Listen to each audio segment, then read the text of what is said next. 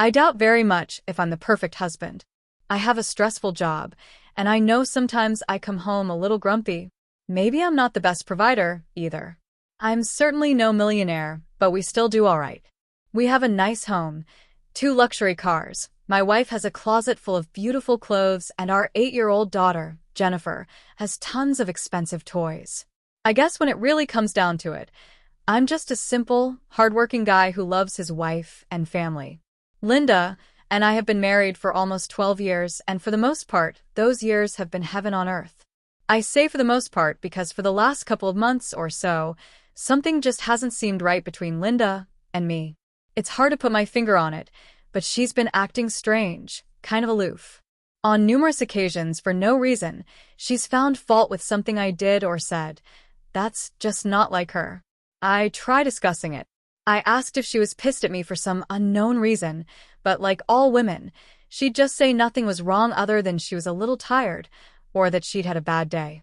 At first I thought I'd just give her a little while to work out whatever was bothering her, but as time went on, that detached attitude of hers was getting old and downright aggravating. Besides her attitude, as I'm sure any married couple knows, you can't have a troubled relationship with your spouse without it carrying over into the bedroom. I've always tried hard to keep our love life spontaneous and exciting. I've always been a romantic at heart, so I would sometimes start foreplay by bringing a dozen roses home after work. In the past, gestures like that never failed to get my laid later that night, but recently my amorous deeds would be met with nothing more than a thank you and a peck on the cheek. Instead of accepting my tokens of love for what they were, it was almost like she thought it was some lame attempt to make up for something I did wrong. It's been weeks since Linda initiated sex, and my attempts have been met with either she's not in the mood, or she has the proverbial headache. On those rare occasions when she would give in to my begging, she'd lay there while I did all the work. As time passed, I realized I was starting to mentally remove myself from the situation. I'd go home, play with my daughter, and pay as little attention to my wife as I could. Of course, all that did was make things worse. I was getting desperate, so when I had a minute or two at work, I started going over things in my mind. I thought back to when and how everything started. I tried to remember if I had done something that might have spurred the change in Linda's attitude, but was coming up empty. I ran a dozen different scenarios over and over in my head, trying to come up with some kind of cause and effect analysis. The more I thought, the more one unthinkable trigger for Linda's behavior kept popping up. I wondered if it was possible. Could my wife be cheating on me? I told myself no, she would never do such a thing, but every time I tried putting 2 and 2 together, it was coming up 3, me, Linda, and a lover. I tried telling myself there was simply no way, but you know what they say about curiosity. I did some reading up on what kind of things to look for, differences in behavioral patterns, attire, schedules, things like that. To tell the truth, I really hadn't noticed Linda wearing any skimpy clothes or dressing sexier, but then I only see her when I get home after work. Who knows how she dresses during the day? I also had no idea of what kind of schedule she kept. She's always running here or there for what, again, who knows? When it came to her change in attitudes, though, some of the symptoms sounded awful familiar. I thought of hiring a private detective, but I had no real evidence. All I had were suspicions and certainly nothing to warrant the cost of a PI, so I started to investigate on my own. I did little things like call the house in the middle of the day. Sometimes she would be home, and sometimes not. Then I got a hold of an old, outside surveillance camera and stealthily mounted it under the eaves of the garage. I hooked it into a tape unit that I hid on the back shelf behind some paint cans. I wanted to see if any strange cars were coming to the house, but after 2 weeks, there were none. I did see my wife leave the house a few times, then tell me she was home all day, but she wasn't gone long enough for anything to happen, not unless her boyfriend was a one-minute wonder. Maybe it was just a small errand that she felt was too insignificant to mention. It was certainly not proof of an illicit affair. Time went on, and although I still had absolutely no evidence of any hanky-panky, my suspicions deepened. Her moods were getting worse, and we hadn't made love in a couple of weeks. I was getting pissed. Our 12th anniversary was coming up, and I saw it as an opportunity. I wanted to go out and have some fun. It had been a long time since Linda and I had gone out for a night of dinner and dancing, Maybe, just maybe, it would put a little spark back in our marriage. I was certainly ready to give it a try. We arranged for Jennifer to spend the night at my folks' house so we could really enjoy ourselves with no time restraints. I made reservations at Plato's Place, one of Linda's favorite restaurants. She took my arm as the maitre d' escorted us to our table, and I was hoping for some of that old magic to come back, but for some reason she seemed a little tense. We ordered a bottle of wine with dinner, and I could see Linda starting to relax. She was beginning to act like her old self again. Our conversation was light and playful. After dinner, I could tell my lovely wife was getting anxious to go kick up her heels. I wanted to go to a new dance club that had opened a couple months prior, but Linda talked me into going to the same place we usually go. It was a nice place with intimate lighting and a nice, cozy dance floor. They catered to a little older crowd and played music a person can actually dance to, so she didn't have to twist my arm too badly. Now, I'm not a bad dancer, if I do say so myself. In fact, that's one of the things that brought Linda and I together. We both loved to dance.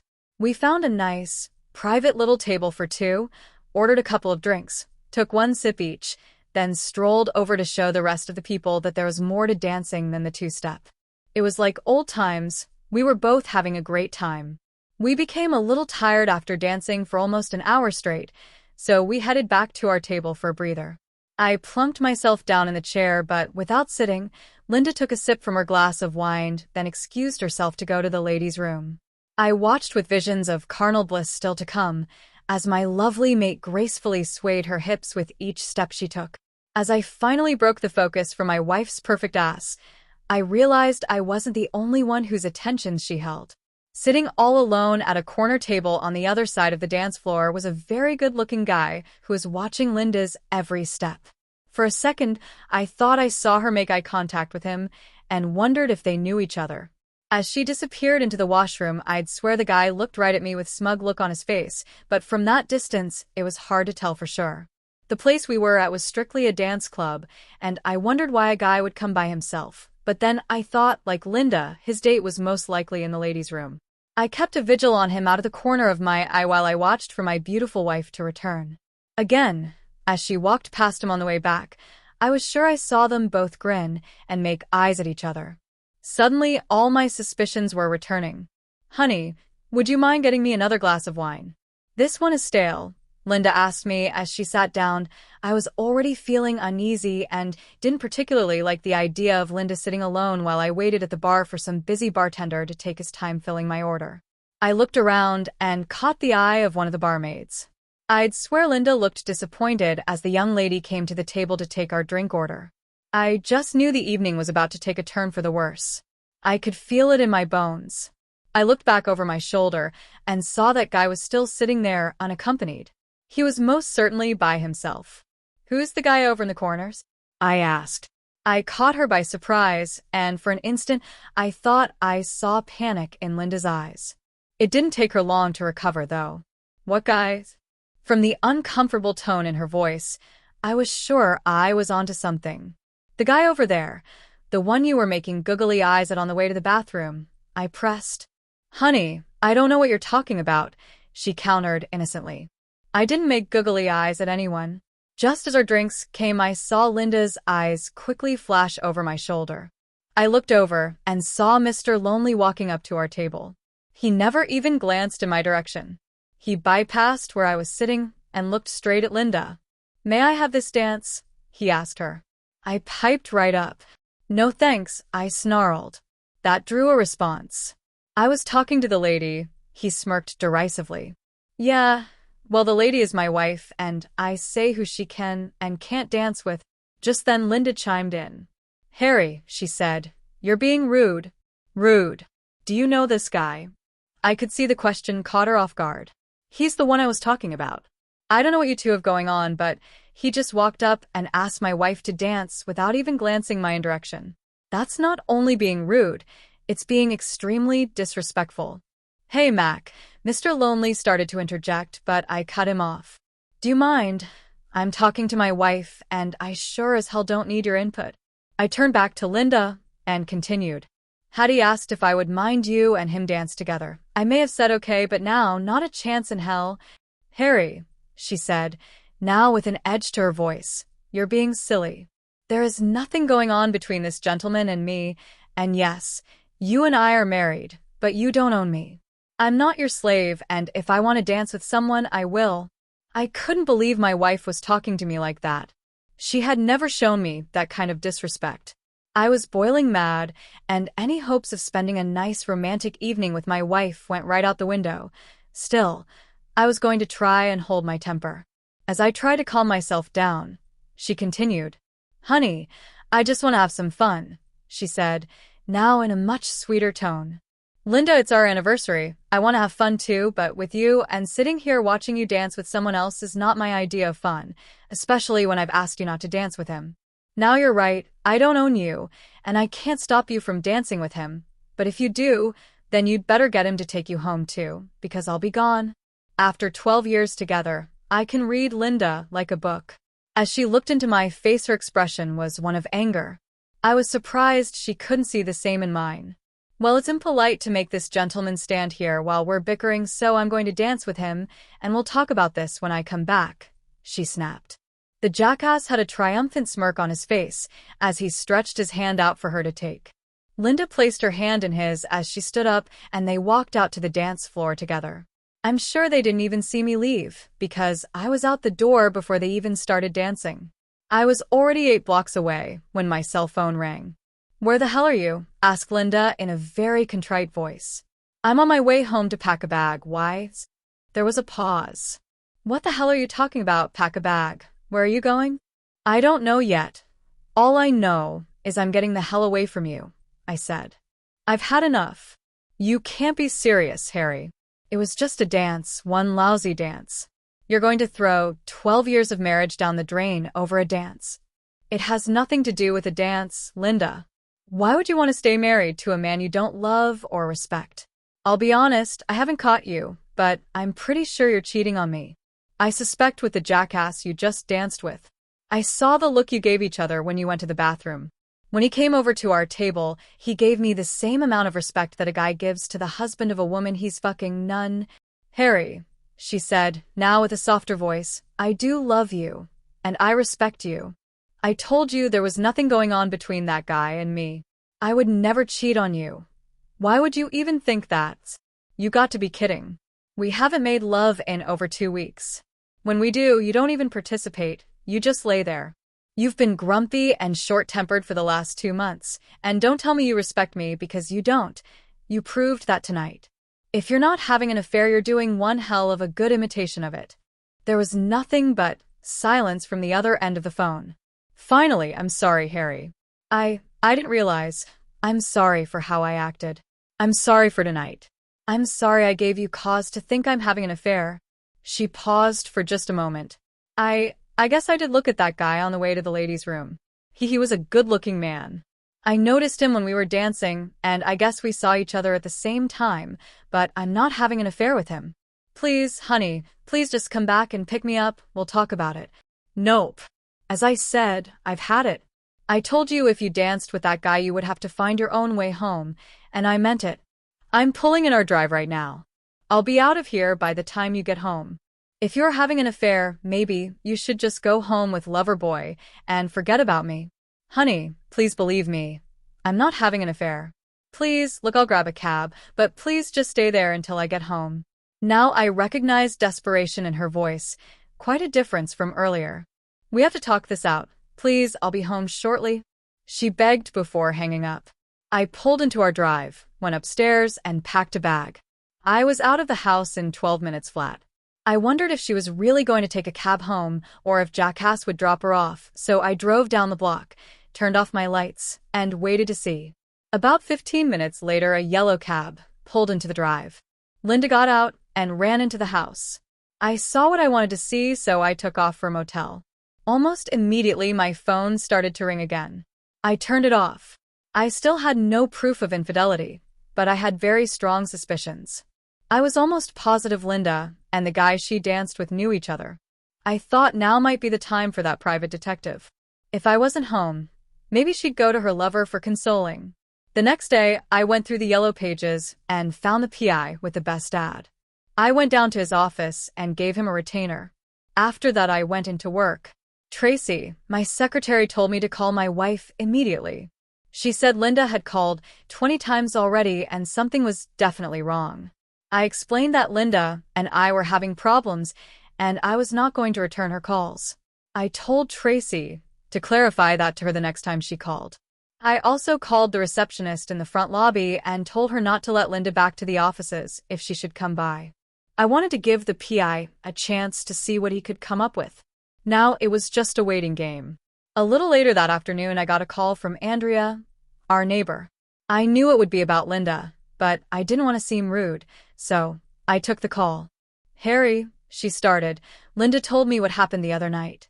She's been frantically trying to apologize, but she says you won't talk to her." "That's right," I said. "I have nothing to talk to her about." I heard a little sigh come from the other end of the line. "She also said you suspect her of cheating on you. You don't really believe that, do you?" "I'm afraid I do," I answered. "She's been acting strange for over 2 months now.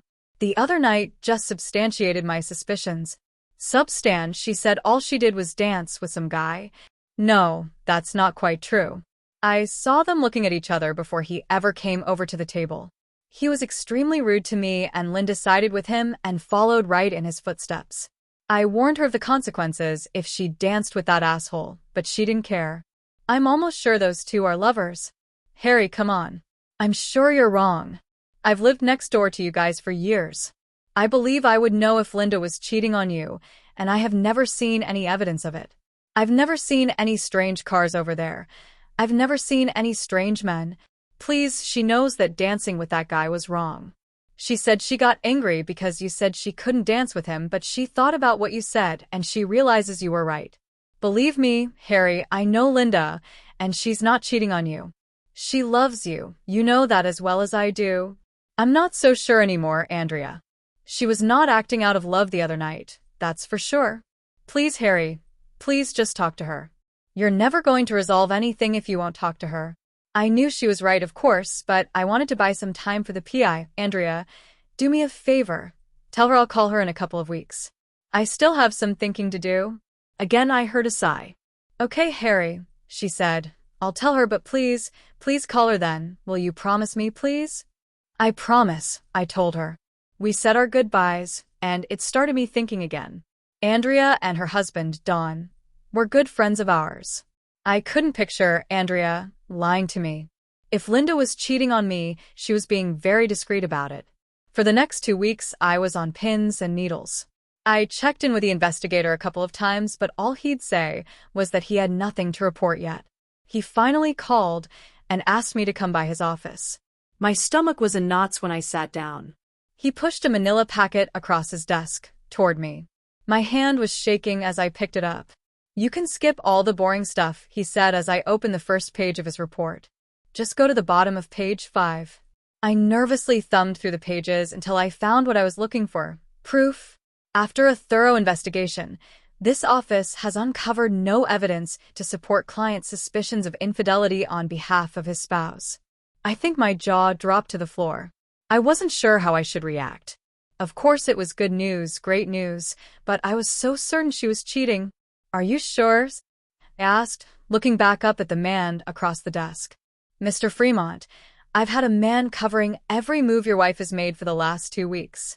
We've watched the house, monitored her calls, and tailed her every time she went out. We've checked her phone records and credit card statements. We found nothing. Not a shred of evidence that suggests she's having an affair." I was so relieved I had to struggle to keep from breaking down and bawling like a baby in his office. "Go home, Mr. Fremont. Go home to your wife and child. In my business, I don't get to see too many happy endings." I thanked him and went back to my motel room. I still needed a little time to sort things out. I spent the weekend going over everything in my mind. That Monday morning I called Linda. Her voice was weak and shaking when she answered. "Hello. It's me," I said. "Are you okay? You don't sound well." There was a short pause. "Harry, oh Harry, I'm so sorry, so very, very sorry. I just don't know what I'm going to do if you don't come back to us. I've tried to stay strong for Jennifer's benefit, but all I do is cry. I'm so sorry. I guess I just started to take you for granted. You were absolutely right. I should have told that guy I was with my husband and to shove off. I heard her starting to cry again. I showed you no respect, and I don't know why, because I do respect you. I love you, and very much respect you. I swear, Harry, if you give me another chance, I'll never make that mistake again, never. Linda's plea actually surprised me. Her attitude was sure a lot different than it was at the dance club. When I didn't immediately speak up, she jumped to the wrong conclusion. You're not coming back, are you? Yes, I am, I said, then quickly added, but only on a trial basis. I want my wife back, Linda, and I don't mean the woman I've been living with for the past 2 months. I mean the woman I fell in love with, the woman I married. She's here, Harry. Honest, she's here waiting for the man she loves, she replied, sounding very sincere. We'll see. After what I've gone through, the bad attitudes, the lack of any passion in the bedroom, the disrespect, I'm still not convinced, Linda, not yet. I have to go to the motel after work and get my stuff, but I'll be home tonight, I told her. There was a moment of silence from her end before she spoke. I love you, Harry. I'm so sorry I treated you the way I did. I don't want to lose you. I can't say I didn't still have reservations. I was still pissed, and even with all the evidence to the contrary, I just couldn't shake the feeling that Linda knew that guy at the dance hall. After work, I picked up my clothes and went home. Jennifer came running and almost tackled me at the door. She asked where I had been. I explained I had been out of town for a while. She obviously knew nothing of our problems. Linda was right there also. She put her arms around me and showered me with kisses. I passionately kissed her back. In the end, I couldn't deny I loved my wife. That was 2 years ago, and married life has been wonderful again. Linda was once more the woman I married, both in and out of the bedroom. A couple of months ago, she gave me a surprise birthday party. In the past, we always treated Linda's birthday as a special day, but only started celebrating mine after my return home. Last night was our 14th wedding anniversary. This time Linda planned the entire evening. When I got home from work, she surprised me with tickets for a dinner playhouse to see Man of La Mancha, one of my favorite plays. Afterward, we drove down to the lakefront and walked along the beach. The moon was out and warm breezes blew in from the lake. Thank you for a wonderful anniversary, I said, putting my arm around her and pulling her to my body. What's this? She coyly asked, feeling the erection in my pants. I think we need to get home and do something about that. I agreed, and half an hour later we were in our bedroom ripping at each other's clothes. To this day, I don't really know if she was cheating on me or not. I'll probably never know for sure. I do know I'm glad I decided to come back home. Chapter 2. Linda's side of the story. Although, according to the calendar, spring had sprung a couple weeks earlier, it was the first day Linda was able to leave the house without her winter coat. Finally, another Chicago winter was history. As she walked outside, Linda breathed in the fresh scent of morning dew that lingered from the gentle, overnight April shower. She smiled at recalling the warm, secure feeling she felt, wrapped in her husband's strong arms as they laid in bed listening to the soft rhythm of the rain. On the way to her car, she noticed the beautiful, blue wildflowers growing in the lawn. She was in awe of their determination. No matter how bad the winter, they persisted in their quest for a new beginning, a new start at life every spring. Linda sang along with the car's radio as she drove to the little coffee shop to meet Kathy, a good friend, and one she hadn't seen in a while. She had a son the same age as Jennifer, Linda's daughter. They met years ago at a school function, hit it off, and had been good friends ever since. Kathy arrived first and had already claimed a small table in the corner by the window. They waved and smiled at each other through the glass as Linda passed on the way to the front door. The aroma of fresh brewed coffee wafted through the busy cafe as Linda wandered over to the line of customers waiting to request their own cup of Colombian heaven. Kathy stood up when she saw her friend approach. Hi. Both girls giggled simultaneously as they hugged before taking their seats. It's been a while, Linda commented. How have you been? Kathy's eyes were bright and cheery as she answered her friend. The girls chatted, catching up on old times and laughing at funny things that happened at some of the school functions they attended. They asked each other about their children, and both mentioned how fast they grow up. They were about an hour into their conversation when Kathy leaned over the table and lowered her voice. "Linda," said Kathy, almost whispering, "can you keep a secret?" "Yeah, sure," Linda replied, gesturing as if locking her lips with a key. "What's up?" "I shouldn't even be telling you this, but I've got to tell somebody or I'm going to burst. I've been, well, kind of seeing this guy."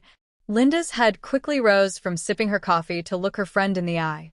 "What do you mean, kind of seeing this guy? Are you having an affair?" Kathy pursed her lips together in an impish half smile. Well, we haven't really done anything yet, but I'm thinking about it. I know it's naughty, but I feel so alive when I'm with him. His name is Cody. Isn't that a neat name? I know I shouldn't, but I really like this guy, and I'm afraid he'll lose interest if I don't sleep with him. So, well, let me ask you this," said Linda. "Are you willing to lose your husband over him?" "Oh no, of course not. I'm not talking about marrying the guy, just, having a little fling. What do they call it? The spice of life," she said with a smile. "I'd make sure Bruce never found out. It'd kill him if he knew I was screwing somebody else." She started to take a sip from her cup. "Besides, Cody's married too. We'd both have to be very careful." For the past 2 years, Linda had lived with a secret she'd never told anyone and had every intention of keeping it that way. She looked at her friend and decided to risk it. "Kathy, do you remember a couple years ago when Harry and I were having troubles? He actually left me for a little while, remember?" "Yeah, I do, but I never really knew what it was all about. You never spoke about it, and I didn't want to pry. I never told anyone, and you have to promise never to breath a word of what I'm going to tell you to another living soul." She waited for a clear signal from her friend before saying another word. It took a second, but Kathy realized what she was waiting for. Yeah, of course, Linda, I promise. If this ever got out, I'm pretty sure it would ruin my marriage. That's why I've never told anyone, but, well, you have to hear it, Kathy, before you ruin your own marriage." Just then a waitress came around with fresh coffee. Linda waited for her to finish topping off their cups before she started. "I'm probably no different than most of the other married women out there. After 12 years of marriage, I was feeling, bored. Everything was getting to be such a routine. It was strange. After all those years, I looked around and said, what am I doing? Where am I going? Nowhere. I'm stuck here. I have no real life for myself." "Exactly," Kathy interposed. I know just how you feel, Kath. I'm sure most women go through the same thing. It isn't that you don't love your husband. I love Harry with all my heart, but, well, all of a sudden it seemed like it wasn't enough, like there was something missing. I think I was actually starting to slip into a slight depression. Nothing seemed fun anymore, not even sex. It wasn't really anyone's fault. Hell, Harry was bending over backwards for me, especially in the bedroom. I should have been the happiest person in the world, but nothing seemed to help. Even school functions were a dredge. Linda took a sip of her coffee and looked at Kathy to see if her story was seeping in so far. She could see she had her attention, so she continued. "Then I met Terry." You had an affair?" Linda confirmed it with a slight nod of her head. "An emotional affair, yes. I smartened up before it became physical. Thank God," she said with a sigh. "One day I was at that little grocery store on Marshall Avenue and saw him. God, Kathy, he was gorgeous. He had those rugged good looks with sandy blonde hair and flashing blue eyes like Robert Redford. He was tall, too. I'm sure he was over 6 feet, and even with his clothes on, I could see he had a nice build. I knew I was staring, but I couldn't bring myself to look away until he caught me. That is. I blushed when he looked at me and smiled. We started to flirt with each other. It was exciting and felt so wicked. Finally, I came to my senses. I had to get on with my shopping, so I went down the produce aisle. When I reached over to pick up some tomatoes, I bumped right into him. He looked at me with those big, blue eyes and that gorgeous smile, and said hi. Kathy, I hate to say it, but I could feel myself getting wet between my legs. It was so embarrassing. I prayed he couldn't smell the scent I was giving off. I know I was blushing again. He reached out to shake my hand and introduced himself. Right off the bat, he noticed my wedding rings, but they didn't seem to deter him from trying to make time with me. It was downright flattering to think a guy like that could be interested in me. We talked and joked around in the aisles while we both bought what we needed. Then, as we got to the checkout, he gave me his number and said I should call him for lunch the following week. Kathy was now hanging on every word of her friend's story. It was so familiar. I almost tossed his card away as I was leaving the store. I thought, yeah, right. I'm going to call you, and we're going to have this intensely hot, romantic love affair, and then my husband will kill us both. I didn't though. Didn't what? Asked her captivated friend. I didn't throw his card away. I stuck it in my purse. Shit, all the way home, all I could think about was Terry. Harry came home as I was putting the groceries away. I already felt so guilty I snapped at him when he tried to help. I think it was some kind of unconscious defense mechanism. Poor Harry just asked if there was something wrong. Oh my God. What did you say? I lied, of course. I told him I was just a little tired from shopping. Truth was, I was secretly walking on cloud 9. Anyway, Linda went on, I knew I shouldn't call him, it was wrong. I also knew that because of the way I was feeling, I was very vulnerable. I kept telling myself, no, no, no, but I just couldn't help myself. I found one of the last payphones in the city and dialed the number on the card he gave me. We arranged to have lunch the following day. With anxious anticipation, Kathy waited for her friend to take another sip of coffee before continuing. Kath, on the way to the restaurant, my emotions were all over the place. I was terrified and excited at the same time, not to mention horny as hell. At one point, while we were talking, Terry reached over the table and held my hand. I could feel that wetness in my crotch again. It was almost like being a kid on my first date. I'll tell you, I wanted to go to bed with this guy so bad, but my conscience, or maybe it was just downright fear, either way I just couldn't do it. That didn't stop Terry though. He had already started his seduction. He started talking about Harry not knowing what a great woman he had and not appreciating me. Stupid me, I was eating it up. I was starting to resent my own husband. In no time, Terry had me convinced Harry was taking me for granted. God, Linda, this sounds like what I'm going through right now, Kathy said. That's why I'm telling you all this, Kathy. I want you to know what you're getting into. This guy you're seeing, has he started talking about Bruce yet? No, not at all. Kathy stopped and thought about the answer she just gave. Well, I mean, not really. He's asked questions. You know, like, does your husband know how lucky he is? Things like that. Uh-huh, and of course you're starting to wonder that yourself, right? Well, Kathy, it happens without even realizing it. When Harry left me, he told me I had been short with him for over 2 months. I had no idea I was even doing it. I was doing the same thing in the bedroom.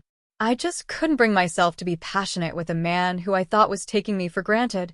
She could see the light bulb going on in her friend's eyes as she continued with her story. Think about Kathy.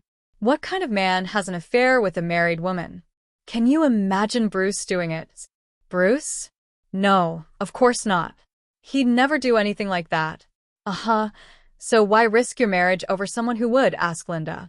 While Kathy was thinking about what was just said, Linda resumed her story. Anyway, we had lunch again the next week, and it was getting harder and harder to stay faithful to Harry. The third time we had lunch, he almost had me convinced to go back to his apartment with him. I could see he was getting a little angry with all of my excuses, and I knew if I had lunch with him one more time we would wind up in bed together. As we were leaving the restaurant after that third lunch date, I mentioned I had to go shopping for a new dress because Harry was taking me out for our anniversary.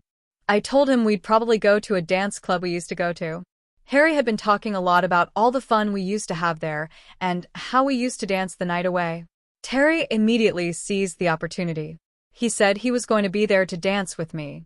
I told him he'd better not. After all, it was our anniversary, and my husband might get pissed if I danced with someone else. Terry was being arrogant, though, and said it would teach Harry a lesson. He would show Harry that I was desired by other men, and that maybe it would wake Harry up and he would appreciate me more. Oh geez, Linda, he didn't really show up, did he? Linda took another sip of her coffee. He sure did. I spotted him as soon as we walked in. I didn't dare say anything to him, of course. So far, Harry and I were having a great time, that is, until Terry came up and asked me to dance. Oh my God, whispered Kathy. Yup. And to make matters worse, He completely ignored Harry. In fact, he was downright rude to him. Harry understandably got his back up against the wall and gave me an ultimatum saying I couldn't dance him. Well, you know how stupid I can get sometimes.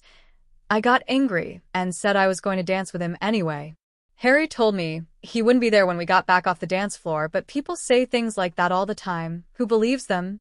Kathy could see Linda's eyes welling up as she continued.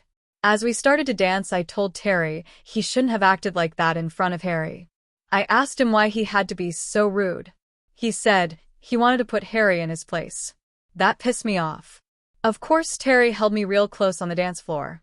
By that time, though, I was more worried that Harry was watching us and was going to be even more infuriated. In fact, I was so worried I didn't even realize the first dance had ended, and we were on our second. When the dance was over, I told Terry not to ask for any more. I said I was going to spend the rest of the evening with my husband. I started back to the table and saw Terry was following me. I asked what the hell he thought he was doing. He said he wanted to apologize to Harry. When we got back to the table, Harry wasn't there. Terry sat down in his chair and said he'd wait with me until he returned. I really don't think he was going to apologize at all. I think wanted to pull Harry's chain some more. Why? Kathy asked. Why would he want to do that? I thought about it, and I think he figured, since he hadn't had much success getting me into bed yet, he'd make trouble between Harry and me. I'm sure he was hoping I'd run to him to cry on his shoulder. I imagine he thought he'd be consoling me between the sheets before the night was over. I figure Harry was in the men's room. I told Terry to go back to his own table, but he kept stalling. When the waitress came over, he ordered us drinks. That's when she asked if we wanted to start another tab. I asked what was wrong with the first tab. She said Harry paid it before he left. Kathy, I swear I saw my whole life flash before my eyes, at least my married life. I couldn't believe he just left me there. Linda's face was showing more and more distress as she told her story, and it was hitting home with Kathy. She shared her friend's pain, and her own emotions were starting to show. A single tear broke loose from Kathy's eye and started to trickle down her cheek. You shouldn't be telling me all this, Linda. Look at you, you're crying. Why don't we stop here? No, I want to tell you the whole story, Kathy. You need to know the whole story, it's important. So, where was I? Oh yeah, I know. I immediately took out my phone and called Harry. I asked him to come back and pick me up. That's when he told me he thought I was having an affair, and he had a good idea it was with Terry. He said he was going to pack a bag and leave, and he didn't know if he was coming back. Linda picked up a napkin. God, Kathy, it hit me like a ton of bricks, she said while dabbing the moisture from eyes. It was like someone had just turned the lights on, and everything suddenly came into focus. It wasn't Harry taking me for granted. Hell, he did everything he could to try and help. It was me. I was taking him for granted, him and Jennifer, as well as the life we had built for ourselves. I realized I was risking my entire marriage over some asshole. I asked Harry again to come back and get me so we could talk, but he wouldn't do it, so I called a cab. What about Terry? What was he doing all this time? Kathy questioned. Oh, he wasn't giving up, not yet. He said Harry didn't deserve me, and I should go home with him. I told the fucker to drop dead, she reported with a chuckle. Even after that, he had to try one more time. He followed me outside to wait for the cab. As it pulled into the lot, he grabbed me and tried to kiss me. I gave him my knee right in the balls. While he was all hunched over in pain, I told him if he ever tried to contact me again, I'd file a sexual harassment suit. Kathy reached over and took her friend's hand as Linda wiped away more tears. Anyway, by the time I got home, Harry was gone. I tried to call him, but he had his cell turned off. Kathy, I was so worried. All I could see was my marriage dissolving right before my eyes. My whole family, everything we worked for, going up in smoke. I'll tell you, Kath, I was never so scared in my life. The next day I tried calling him at work, but he wouldn't talk to me. His secretary told me he even instructed the receptionist to block me from seeing him if I went over there. I was getting desperate, so I went over and talked to Andrea, my neighbor. Harry liked her and her husband, so I thought maybe he would talk to her. Well, he did, but all he said was that he needed time to think and would call me in a couple of weeks. I knew trying to pressure him would just work against me, so I decided to give him some space. Those were the worst 2 weeks of my life. When Jennifer was around, I tried to stay strong and just told her that Daddy was out of town, but as soon as she wasn't around, all I did was cry. I thought I'd really blown it. Harry was so pissed. I really didn't think he was going to come back to me, especially if he thought I was cheating on him. Linda was now crying as she remembered the pain she went through. I'm sorry, she told Kathy. It's hard to talk about even now. She took a deep breath, then picked up where she left off. As I was saying, finally Harry called and said he was coming home. Kathy, I came so close to losing everything.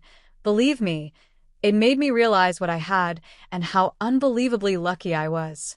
In the end, Kathy, love has to trump lust. I love Harry, and he loves me. As far as I'm concerned, there isn't a man in this world that is worth jeopardizing that. Wow, Kathy said in a pensive voice. You're right. I don't know what I would do if my husband left me. Did you ever tell Harry the truth? Are you kidding? As close as I came to losing him, I wasn't about to take a chance on it happening again. Kathy, I live in constant fear that someday he'll find out, but since the day he came home, I've tried to be the best wife I could be. No longer do I take him or our marriage for granted. Every day, I thank my lucky stars for what I have, and I show Harry how much I appreciate him with all the passion in my soul. All I can hope for is that it's enough if he ever does find out. Kathy squeezed Linda's hand in a reassuring gesture.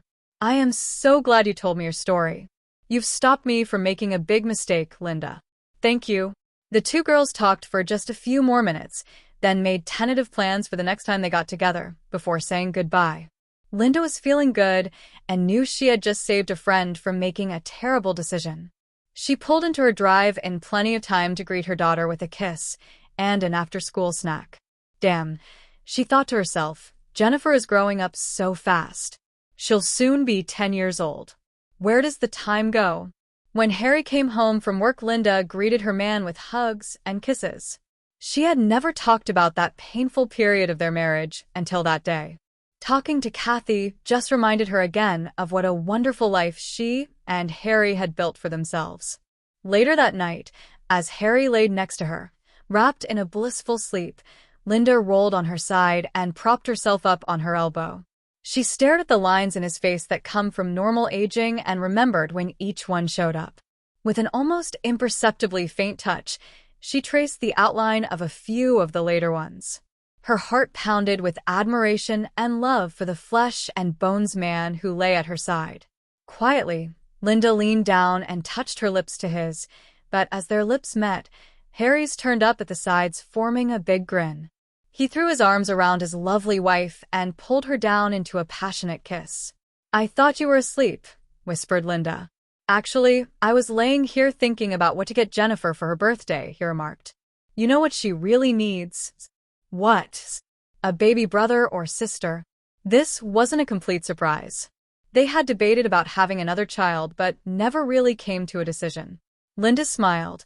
It sounded like her husband just ended the debate. Well, her birthday is only 2 months away, honey. Shouldn't we get started? Harry's smile broadened. You read my mind. 2 months later, Jennifer celebrated her 10th birthday with a big party in the backyard.